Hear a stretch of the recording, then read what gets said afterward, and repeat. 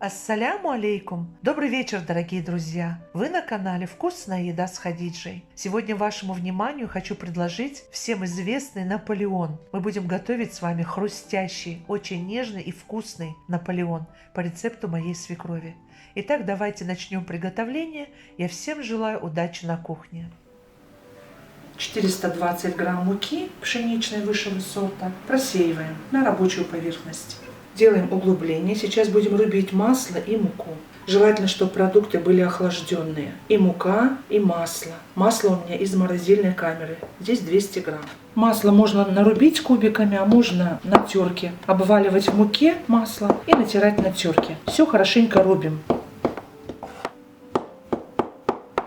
И теперь руками, но недолго, так, чтобы масло не начало таять. Если мы хотим, чтобы у нас очень хрустящий был Наполеон, у меня на канале есть несколько видов Наполеонов. Творожный, нежный, мягкий Наполеон. А вот этот Наполеон хрустящий. Так готовила и моя свекровь, и мама. Долго не смешиваем ингредиенты, чтобы масло не успело подтаять. Все, практически все готово. И сейчас смешиваем жидкие ингредиенты. 200 мл ледяной воды. Сюда добавляем 1 столовую ложку уксуса, у меня 5%, можно и 6,9. А также добавляем 1 столовую ложку растительного масла. Щепотка соли, щепотка лимонной кислоты. И добавляем 1 яйцо. И желток, и белок вместе. Все хорошо смешиваем. И отправляем к сыпучим продуктам. Делаем кратер, чтобы жидкость сразу не выливалась. И выливаем жидкость и сразу все смешиваем. Такое тесто желательно сильно не месить, просто соединить продукты между собой аккуратно. Это тесто у нас еще в холодильнике полежит. Все вот так, в один комочек.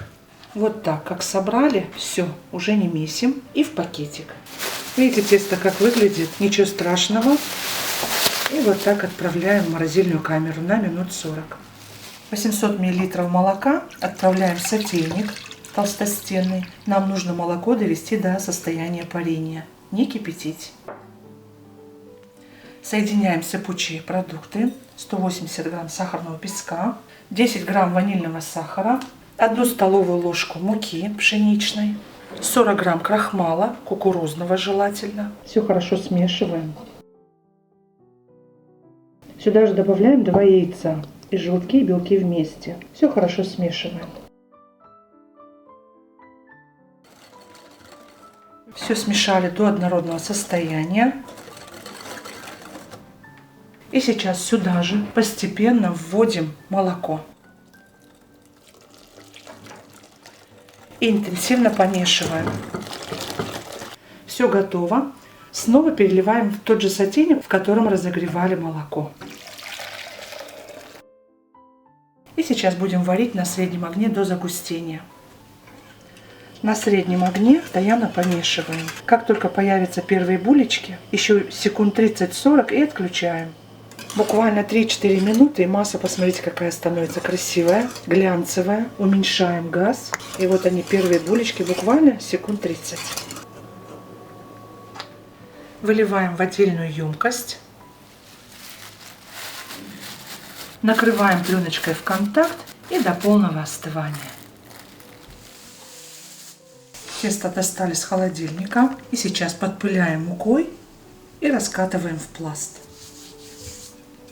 Будем сворачивать в рулетик, поэтому раскатываем в пласт прямоугольный. Вот такая толщина. И сворачиваем рулетиком. Так коржи получаются более слоистыми. Переворачиваем.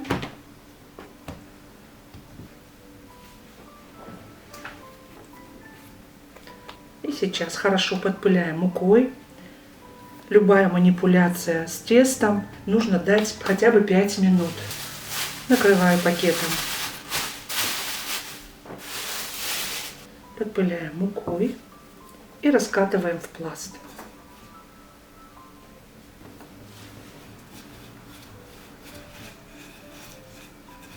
И сворачиваем рулетиком.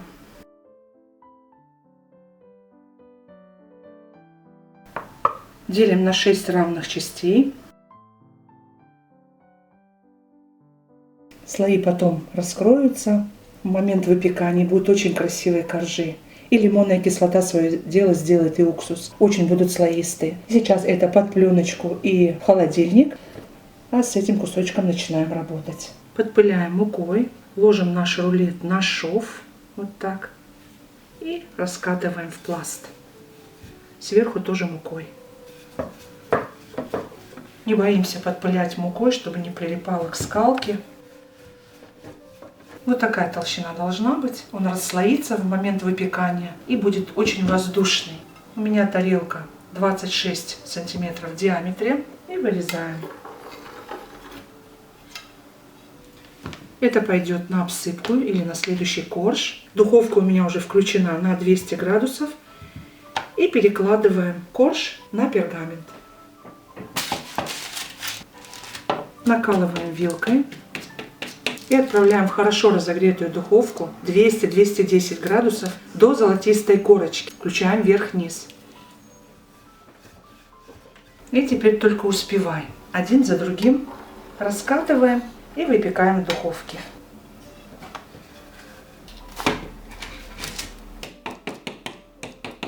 Остатки от теста вот так тоже сворачиваем. И вот так убираем пока под пленочку. Вот у меня от 2 коржей остались обрезки. И сейчас я их вот так положу на тарелочку, а потом буду соединять в новые пласты. У меня получилось 11 коржей и 1 на присыпку. И посмотрите, какой он внутри.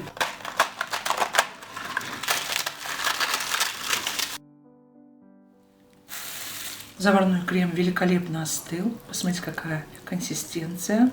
И сейчас будем взбивать масло. Сливочное масло комнатной температуры 350 грамм, 82% жирности. Отправляем в глубокую миску. Нам нужно взбить его до бела, до увеличения массы и соединить с заварным кремом.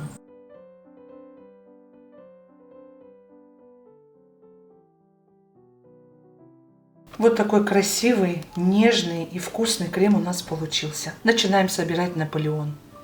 Немного намажем крема и зафиксируем первый корж. Они очень хрупкие, поэтому все делаем аккуратно. Сразу корж к коржу не придавливаем, потому что моментально он хрупнет, лопнет. Когда мы несколько коржей нанесем, потом уже немножко будем прессовать наши коржи.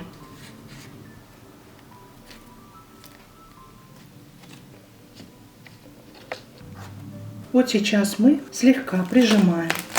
Как раз крем выдавливается. И вот здесь потом бока смажем. И все заполнит пустоты.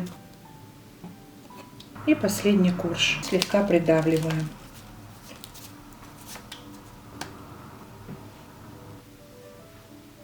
И сейчас уже смазываем бока.